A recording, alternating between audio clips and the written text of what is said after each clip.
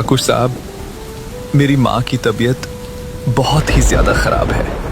माँ, दवा के लिए पैसा तो मैं ठाकुर रघुवीर सिंह से ब्याज पर लेकर दवा लाया था। अब ये झोंपड़ी मेरे कब्जे में रहेगी। आंखों में आंसू और दिल में अनगिनत दर्द लिए वे अपने आशियाने को आखिरी बार देखते हैं। इस नदी किनारे थोड़ी सी जगह है, अगर मेहनत करें तो यहीं अपनी नई झोपड़ी बना लेंगे। एक बार खाओगे तो समोसे के दीवाने हो जाओगे। स्वाद की पूरी गारंटी है बाबूजी।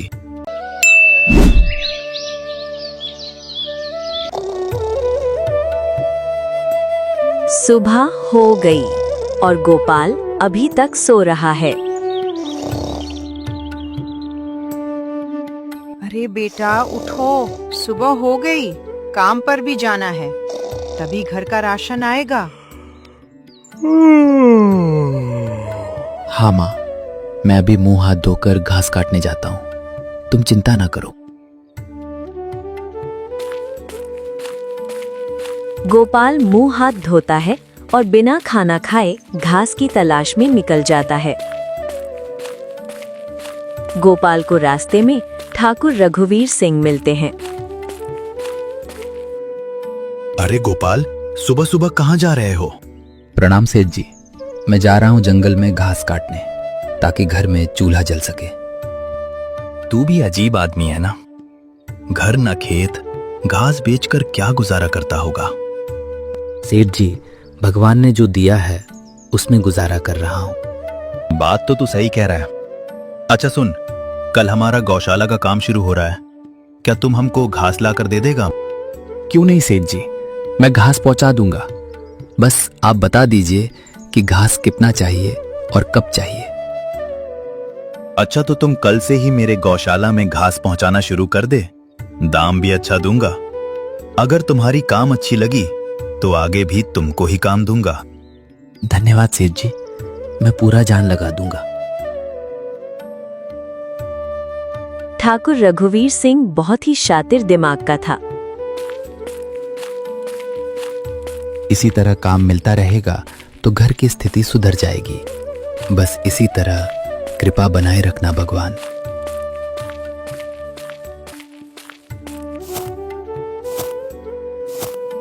गोपाल जंगल के इधर उधर से घास इकट्ठा कर रहा था और मन ही मन बहुत खुश हो रहा था कि ठाकुर रघुवीर सिंह के यहाँ घास का काम मिल गया है।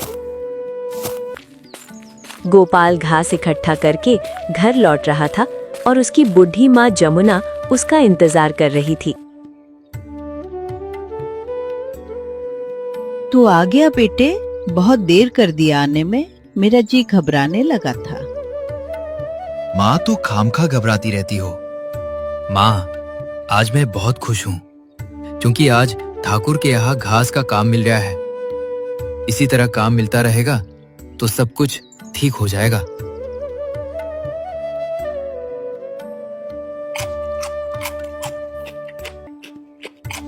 गोपाल की माँ रूखी सूखी खाना बनाई थी।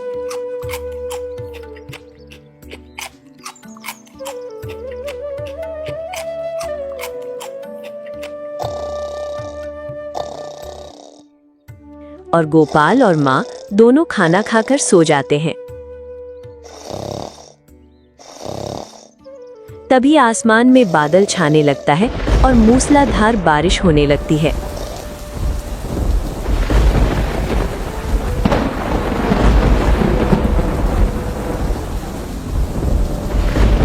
बारिश और ठंड की वजह से गोपाल की माँ जमुना की तबीयत खराब होने लगती है।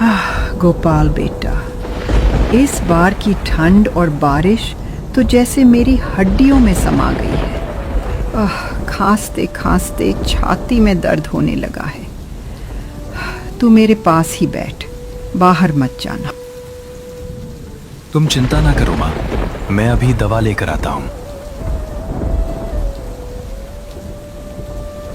माँ की दवा के लिए गोपाल बारिश में ही निकल पड़ता है।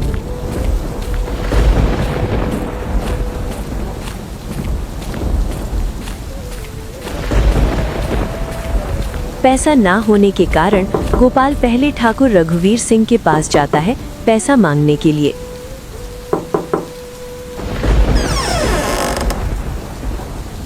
अरे गोपाल, इतनी रात को मूसलाधार बारिश में सब कुशल मंगल तो है? बहुत चिंतित लग रहे हो। ठाकुर साहब, मेरी माँ की तबीयत बहुत ही ज्यादा खराब है। मेरे पास पैसा नहीं है, इसलिए आपके पास पैसा लेने के लिए आ गया। गोपाल, तुम चिंता मत करो, मैं पैसा तो तुमको दूंगा, लेकिन ब्याज पर। ठीक है ठाकुर साहब, मुझे पैसा जल्दी दीजिए। मुझे माँ के लिए दवा लाने जाना है। मैं आपका ये एहसान कभी नहीं भूलूंगा।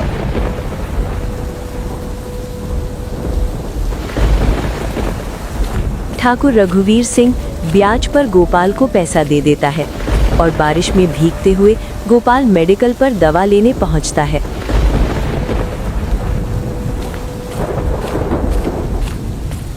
माँ का दवा लेकर गोपाल घर की ओर लौटता है।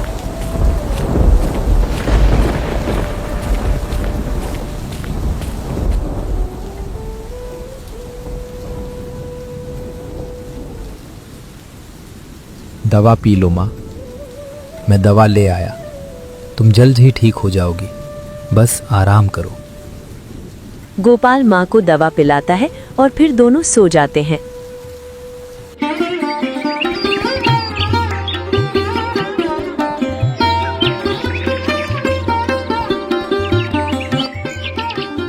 सुबह सुबह गोपाल खाना बना रहा था। गोपाल बेटे, एक बात बता, घर में तो पैसा नहीं था, तूने मेरी दवा के लिए कहाँ से पैसा लाया? ओ माँ, दवा के लिए पैसा तो मैं ठाकुर रघुवीर सिंह से ब्याज पर लेकर दवा लाया था। तुम घबराओ नहीं, मैं दुगना मेहनत करके ठाकुर साहब का एक एक पाई चुका दूंगा। पर बेटा, ब्याज का पैसा दलदल की तरह होता है। जो एक बार इंसान फंस जाता है उसमें तो जल्दी निकल नहीं पाता है। और बारिश के वजह से तेरा घास का काम भी बंद हो गया। मुझे तो चिंता हो रही है। तुम घबराओ ना माँ, मैं जल्द ही दूसरा काम ढूंढ लूंगा, बस तुम ठीक हो जाओ। बेटा, अगर तू मेरी सलाह मान तो तू समोसा बेचने का काम शुरू कर दे। तुम ठीक ही कह रही हो माँ, मैं अभी दुकान जाकर समोसा बनाने का सारा सामान लेकर आता हूँ।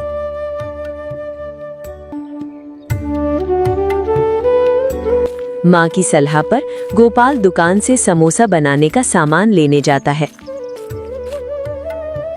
राजू भैया, समोसे बनाने में जितना सामान लगता है सब पैक कर दो। क्यों गोपाल, समोसे बनाने का कारोबार शुरू कर दिया है क्या? क्या करे राजू भैया, समय जो ना करा दे। गोपाल सामान लेकर लौट रहा था, तभी रास्ते में गांव वाले गोपाल को बहुत ही ताना मारते हैं। बे गरीब के बच्चे, अब तुम समोसे बचेगा क्या? बेच बेच, तेरा काम ही क्या है? चलें समोसे बेचने। लेकिन गोपाल चुपचाप अपना काम करता था।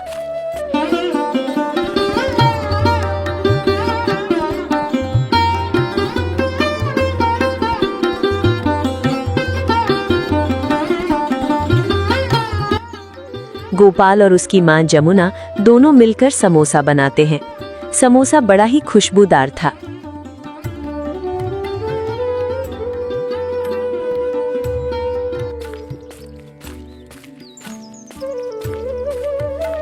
गोपाल समोसा की टोकरी लेकर बाजार की ओर निकल पड़ता है।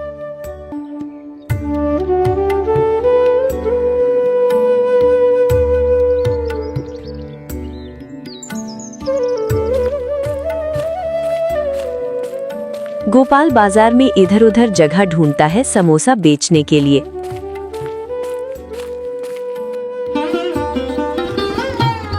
कड़ी मशक्कत के बाद गोपाल को एक जगह मिलती है पेड़ के नीचे। ठीक उसी के सामने लल्लन समोसे वाला का ठेला था। ये कौन आ गया नया नवेला? हमारे दुकान के सामने समोसा बेचने वाला। लगता है इसको हमारी शक्ति का अंदाजा नहीं है। गोपाल पेड़ के नीचे बैठकर समोसे बेचने लगता है। समोसा, गर्मा गर्म समोसा। अरे खाओ खाओ, गर्मा गर्म समोसा खाओ। ऐसा समोसा कि मुंह में जाते ही घुल जाए और स्वाद सीधे दिल में उतर जाए। जो एक बार खाए वो बार बार आए और जो ना खाए वो पछताए। सोनू और मोनू, जाकर इस समोसे वाले को जरा सबक सिखा दो। आए बड़े समोसा बेचने इनको। मेरे दुकान के सामने ही समोसा बेचना है। लोहे की कड़ाही, शुद्ध तेल की कढ़ाई। भैया 2 समोसे देना, बहुत जोर की भूख लगी है। हाँ हाँ, क्यों नहीं, अभी देता हूँ। एक बार गोपाल का समोसा खाओगे दोबारा भूल नहीं पाओगे। लल्लन समोसे वाले 2 लड़कों को गोपाल के पास समोसे खाने के लिए भेजता है ताकि उसकी समोसे की बुराई कर सके। बिल्कुल बकवास समोसा लग रहा है, इससे अच्छा तो हम भूख ही मारे। चलो रे कहीं और खाते हैं, पूरा मूड ही खराब हो गया।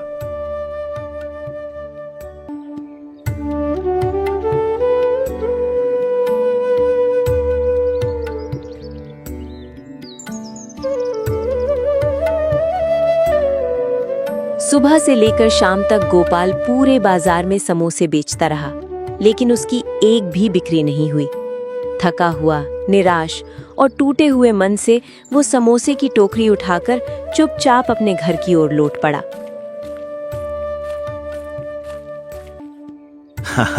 क्यों महानुभव, समोसे की टोकरी लेकर चल दिए। समोसा एक भी नहीं बिका। आए थे हमसे कंपटीशन करने। अरे लल्लन समोसे वाले को तुम जानते नहीं हो। घर पहुंचते ही उसकी बूढ़ी माँ जमुना दरवाजे पर बेटे का इंतजार करती मिली। गोपाल का उदास चेहरा देखकर माँ सब कुछ समझ गई। अरे गोपाल बेटा, आ गया? ये क्या? टोकरी तो अभी भी समोसों से भरी हुई है। क्या आज एक भी समोसा नहीं बिका? नहीं माँ, आज तो किस्मत ने भी मेरा साथ नहीं दिया। सुबह से शाम तक बाजार में खड़ा रहा, लोगों को बहुत आवाज लगाई, लेकिन किसी ने मुझसे समोसे नहीं खरीदे। ऐसा क्यों बेटा? क्या किसी ने कुछ कहा? माँ, कुछ लोग बिना चखे ही बोले, ये समोसे अच्छे नहीं लग रहे। कुछ ने मुझे गरीब समझकर मजाक उड़ाया। एक आदमी ने तो समोसा हाथ में लिया और जमीन पर फेंकते हुए बोला, ये बासी है, इसे कौन खाएगा? माँ, उस समय ऐसा लगा जैसे किसी ने मेरे दिल को ही तोड़ दिया हो। दुख मत कर बेटा, मेहनत कभी बेकार नहीं जाती।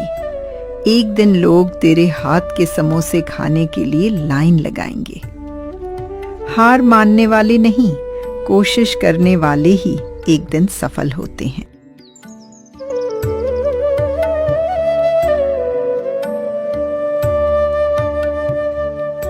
रात गहराने लगी। माँ और बेटे ने बचे हुए समोसों से ही अपना पेट भरा और भगवान से अच्छे दिनों की प्रार्थना करके सो गए। उन्हें क्या पता था कि अगली सुबह उनकी जिंदगी एक नया इम्तिहान लेकर आने वाली है।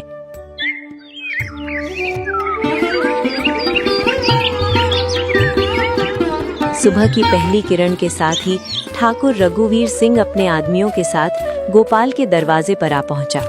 वो अपना कर्ज वसूलने आया था और गोपाल के पास उसे चुकाने के लिए एक भी अरे रुपया ओ नहीं था। गोपाल, बाहर निकल। गोपाल बाहर आ, आज फैसला होके रहेगा। इतनी सुबह सुबह कौन चिल्ला रहा है? बेटा जरा देख तो। ये तो आवाज ठाकुर रघुवीर सिंह की लग रही है। लगता है मैंने जो उधार लिया है उसे मांगने आए हैं। मैं अभी देखता हूँ। यहीं से शुरू होने वाला था गोपाल की जिंदगी का सबसे कठिन संघर्ष। गोपाल की टूटी फूटी झोपड़ी के बाहर ठाकुर रघुवीर सिंह अपने 2 आदमियों के साथ खड़ा है। गोपाल, मैंने तुझे बहुत मौके दिए। अब या तो मेरा पूरा कर्ज चुका या फिर ये झोपड़ी छोड़ दे। आज फैसला होकर रहेगा। ठाकुर साहब, मैं गरीब जरूर हूँ लेकिन बेईमान नहीं। बस कुछ दिन और दे दीजिए। दिन रात मेहनत करके आपका एक एक पैसा लौटा दूंगा। गरीबी की कहानी सुनने नहीं आया हूं। जिसने कर्ज लिया है उसे चुकाना भी पड़ेगा। अब ये झोपड़ी मेरे कब्जे में रहेगी।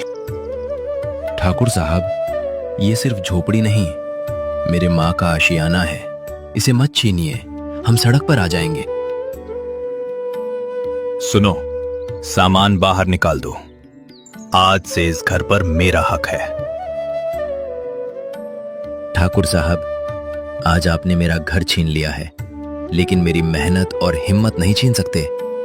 एक दिन मैं आपका पूरा कर्ज चुकाकर अपना घर और सम्मान वापस लेकर रहूंगा।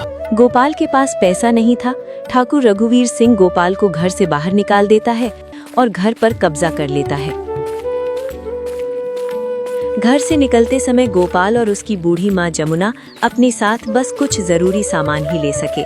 आंखों में आंसू और दिल में अनगिनत दर्द लिए वे अपने आशियाने को आखिरी बार देखते हैं और भारी कदमों से आगे बढ़ जाते हैं। गरीबी ने उनसे सब कुछ छीन लिया, पर उनका हौसला नहीं।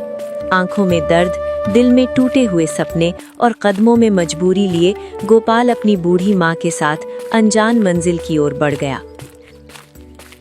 काफी देर तक चलते चलते दोनों एक शांत नदी के किनारे पहुंचते हैं। चारों ओर सन्नाटा था, लेकिन उस जगह ने उन्हें एक नई उम्मीद दी। बेटा गोपाल, हमारा पुराना घर तो चला गया, लेकिन देख, इस नदी किनारे थोड़ी सी जगह है।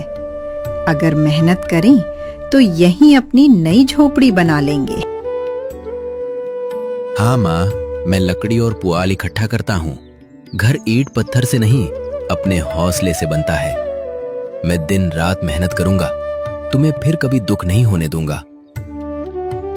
भगवान मेहनत करने वालों का साथ जरूर देता है। आज झोपड़ी होगी, कल यही हमारा प्यारा आशियाना बन जाएगा। चलो माँ, आज से नई शुरुआत करते हैं। इस नदी किनारे हमारी उम्मीदों का नया घर बनेगा और एक दिन हमारी किस्मत भी यहीं से बदलेगी। नई उम्मीद और अटूट हौसले के साथ माँ बेटे ने उसी नदी किनारे अपनी नई झोपड़ी बनाने का फैसला कर लिया। गोपाल जंगल से लकड़ियां, बांस और पुआल इकट्ठा करने लगा।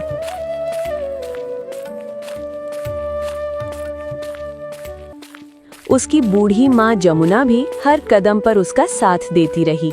दोनों ने दिन रात मेहनत की, क्योंकि अब यही उनका नया आशियाना बनने वाला था। तेज धूप हो या थकान, माँ बेटे ने कभी हार नहीं मानी।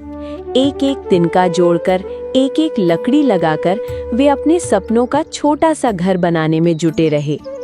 आखिरकार उनकी कड़ी मेहनत रंग लाई। कई दिनों की मेहनत के बाद गोपाल और उसकी माँ जमुना ने मिलकर नदी किनारे एक सुंदर सी झोपड़ी बना ली। टूटा हुआ सपना फिर से एक नई उम्मीद में बदल चुका था।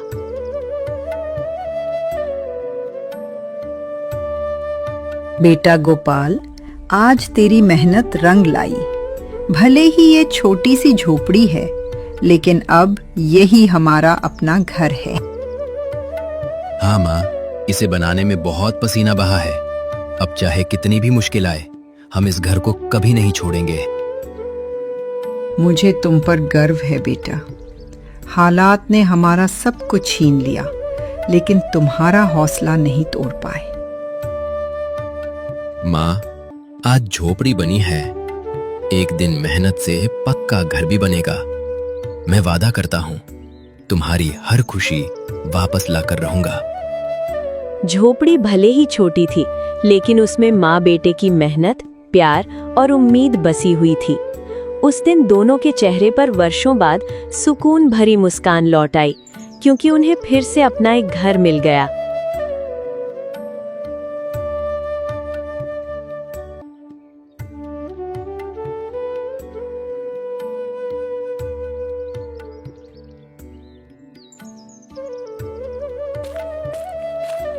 नई झोपड़ी तो बन गई, लेकिन पेट पालने की जिम्मेदारी अभी भी गोपाल के कंधों पर थी। हर सुबह वो ताजे समोसों से भरी टोकरी उठाता और बाजार की ओर निकल पड़ता। अब उसकी राह पहले से कहीं ज्यादा कठिन थी, क्योंकि बाजार पहुंचने के लिए उसे हर रोज नदी पार करनी पड़ती थी।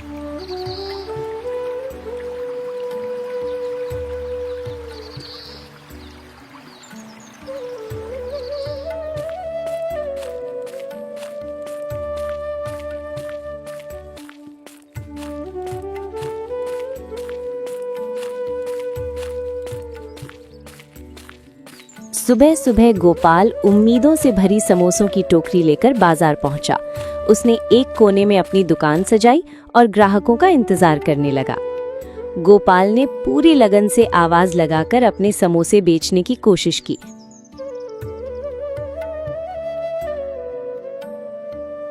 आ जाइए, गर्मा गर्म कुरकुरे और स्वादिष्ट समोसे।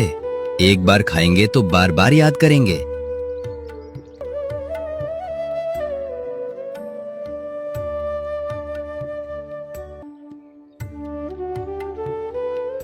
बिल्कुल बेस्वाद समोसा है, ना नमक इसमें है ना ही चटपटा। मन खराब हो गया। लेकिन किस्मत उसका साथ नहीं दे रही थी।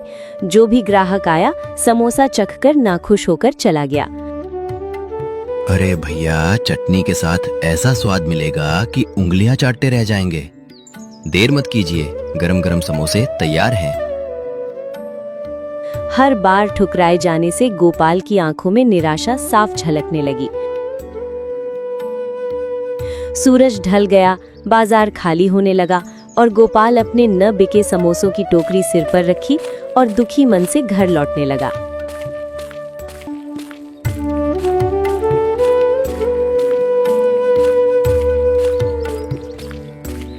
दुखी मन से घर लौटते हुए गोपाल रोज की तरह नदी पार करने लगा। तभी अचानक नदी का पानी चमकने लगा और उसमें से एक दिव्य देवी प्रकट हुई।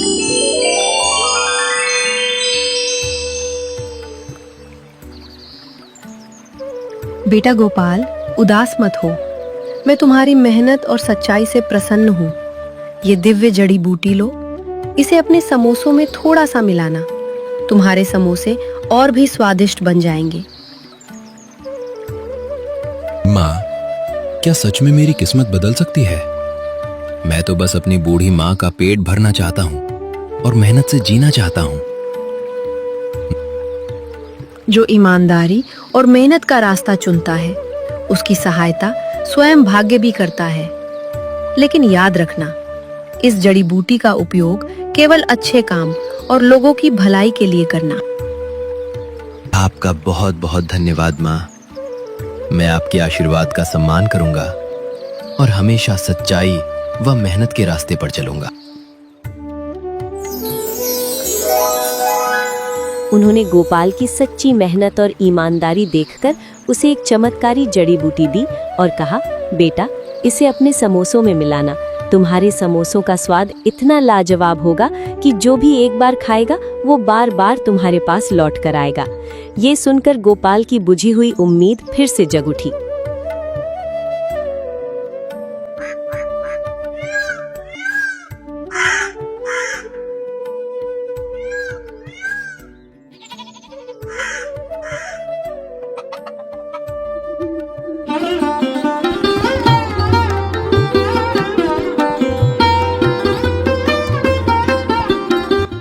सुबह सुबह गोपाल समोसा बनाने लगा और देवी माँ की दी हुई जड़ी बूटी को भी डाल देता है। गरीबी ने रास्ता मुश्किल जरूर बना दिया था, लेकिन गोपाल के हौसले को नहीं।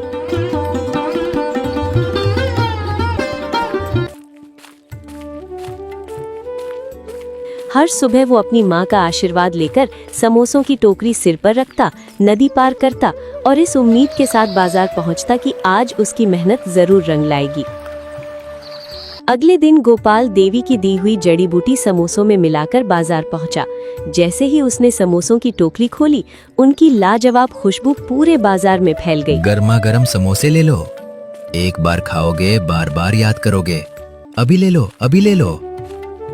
दूर दूर से लोग उस खुशबू से खिंचे चले आए। आहा, क्या समोसे की खुशबू है। लगता है खाना पड़ेगा। भैया जरा 2 समोसा देना। तुम्हारा समोसा तो बहुत दूर से महक रहा है। खाने के लिए मेरा लार टपकने लगा। हाँ भैया, अभी देता हूँ। गोपाल का समोसा एक बार खाएंगे, बार बार खाने के लिए दौड़े चले आएंगे।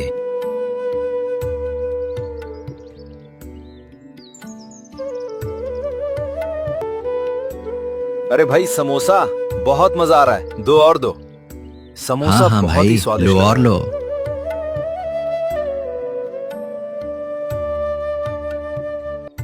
और ग्राहक बार बार लौटकर वही स्वाद लेने लगे।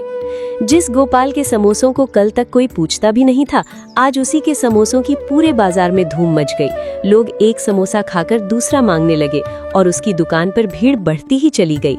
ये सब देखकर आसपास के समोसा बेचने वाले हैरान रह गए, खासकर ललन समोसे वाला, जो गोपाल की बढ़ती लोकप्रियता देखकर मन ही मन जलने लगा और सोचने लगा कि आखिर गोपाल के समोसों में ऐसा क्या राज है। ये कैसे हो सकता है? कल तक जिसे कोई पूछता भी नहीं था, आज उसी गोपाल के यहां इतनी भीड़।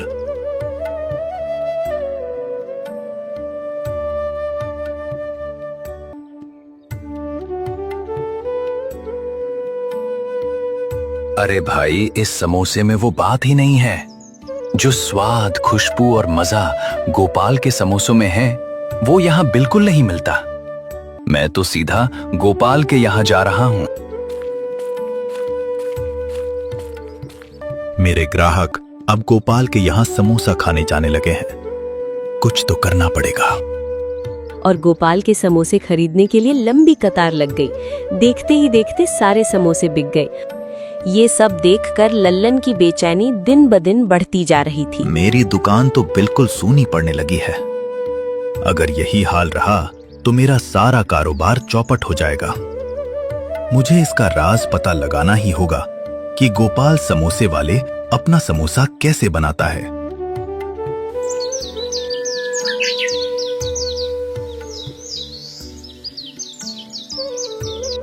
अगले दिन भी वही नजारा था। गोपाल की दुकान पर ग्राहकों की लंबी कतार लगी हुई थी, जबकि लल्लन की दुकान सूनी पड़ी थी। एक भी ग्राहक उसके समोसे खरीदने नहीं आ रहा था। अपने सवाल का जवाब पाने के लिए लल्लन ने गोपाल पर नजर रखना शुरू कर दिया।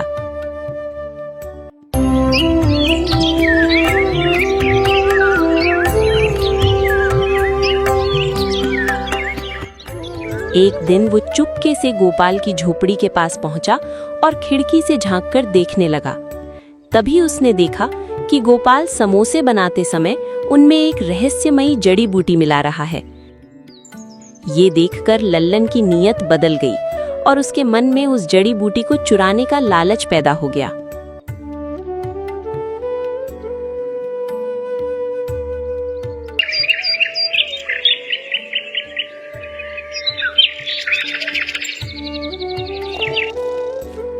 उस रात जब गोपाल और उसकी बूढ़ी माँ जमुना गहरी नींद में सो रहे थे, लल्लन चुपके से उनकी झोपड़ी में घुस गया। दबे पांव अलमारी तक पहुंचा, जड़ी बूटी उठाई और बिना किसी को भनक लगे वहां से भाग निकला। उसे लगा कि अब गोपाल की सफलता का राज उसके हाथ लग चुका है।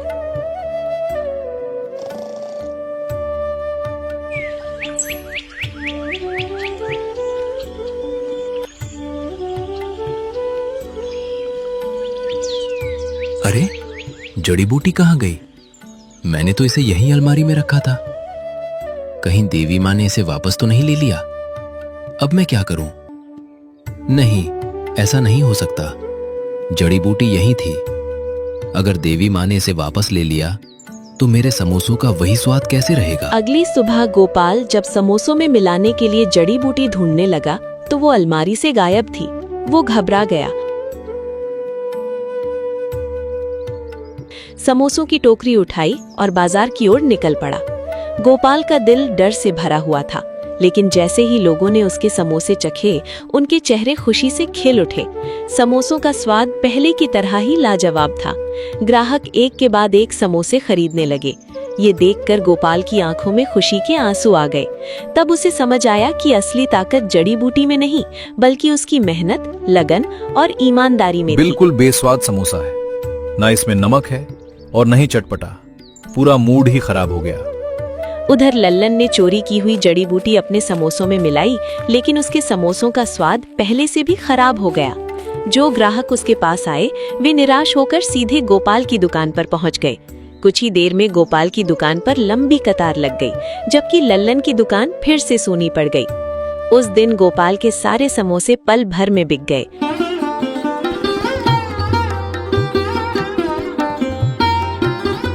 खाली टोकरी लेकर घर लौटते समय उसके चेहरे पर मुस्कान थी। वो मन ही मन बोला, अब मैं ठाकुर रघुवीर सिंह का पूरा कर्ज चुका दूंगा और अपना घर वापस ले लूंगा। देवी माँ, आपका लाख लाख शुक्रिया। आपकी वजह से हमारा समोसे का दुकान चलने लगा।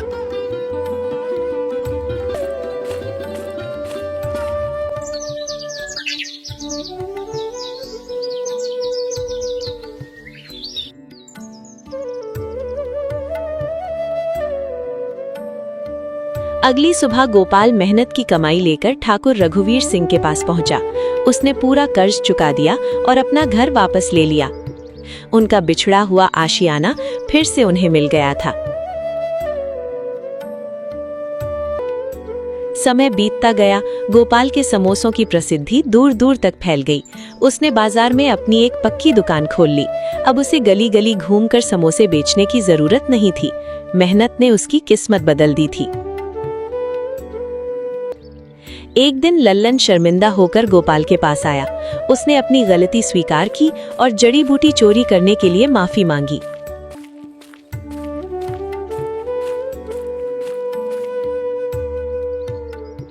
गोपाल भाई, मुझे माफ कर दो।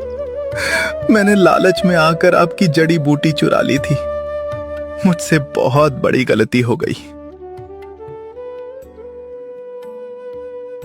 लल्लन, गलती हर इंसान से होती है।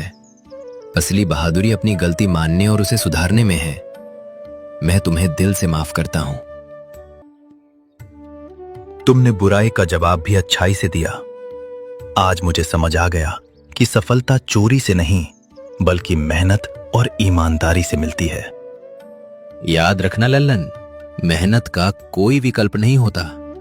अगर सच्चे दिल से मेहनत करोगे तो एक दिन तुम्हारे समोसे भी लोगों की पहली पसंद बनेंगे। गोपाल ने बिना किसी नाराजगी के उसे माफ कर दिया और समझाया कि सच्ची सफलता मेहनत और ईमानदारी से मिलती है, चोरी और लालच से नहीं। कुछ ही समय में गोपाल ने अपनी माँ जमुना के लिए एक सुंदर और मजबूत घर बनवा लिया। अब उनके जीवन में खुशियां ही खुशियां थीं। गरीबी, संघर्ष और आंसू पीछे छूट चुके थे। जिंदगी में मुश्किलें हमें रोकने नहीं, बल्कि मजबूत बनाने आती हैं। अगर मेहनत ईमानदारी से करो और कभी हार मत मानो, तो एक दिन वही दुनिया तुम्हारी कामयाबी की मिसाल देती है। जिस दिन मैंने हार मानने के बजाय मेहनत पर भरोसा किया, उसी दिन मेरी किस्मत बदलनी शुरू हो गई। याद रखना, मेहनत का फल देर से मिलता है, लेकिन सबसे मीठा होता है। कभी अपनी गरीबी को अपनी कमजोरी मत बनने दो। मेहनत, ईमानदारी और धैर्य से हर इंसान अपनी किस्मत खुद लिख सकता है। ईमानदारी से किया गया हर संघर्ष एक दिन जरूर रंग लाता है। कभी हार मत मानिए, क्योंकि सफलता उसी के कदम चूमती है जो हर मुश्किल के बाद भी आगे बढ़ता रहता है। दोस्तों, अगर वीडियो पसंद आया हो तो सबसे पहले लाइक करें, फिर कमेंट में अपनी राय जरूर बताएं। उसके बाद अपने दोस्तों के साथ शेयर करें और अंत में कान्हा हिंदी टून्स को सब्सक्राइब करके बेल दबाना बिल्कुल न भूलें। मिलते हैं अगली वीडियो में। Bye bye.